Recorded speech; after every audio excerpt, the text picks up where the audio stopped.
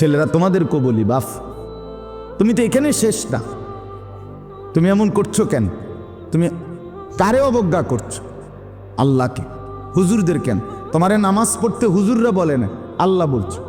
তোমাকে গুনাহ থেকে বিরত থাকতে, নাচ গান জিনা ব্যভিচার মদ জুয়া অশ্লীলতা বেহায়াপনা এই অসভ্যতা থেকে বিরত থাকতে তোমাকে আল্লাহ বলছে, হুজুর বলে না।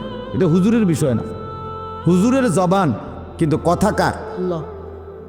যেমন আজান, আজান জবানে না মুয়াজ্জিনের, কিন্তু কথাগুলো কার? সরাসরি আল্লাহ, সরাসরি আল্লাহ, সরাসরি আল্লাহ। এজন্য প্রিয় ভাই, ছোট ভাই, তোমরাও বুঝতে শিখো। তুমি বুঝো না এটা কোনো কথা, তুমি সবই বুঝো।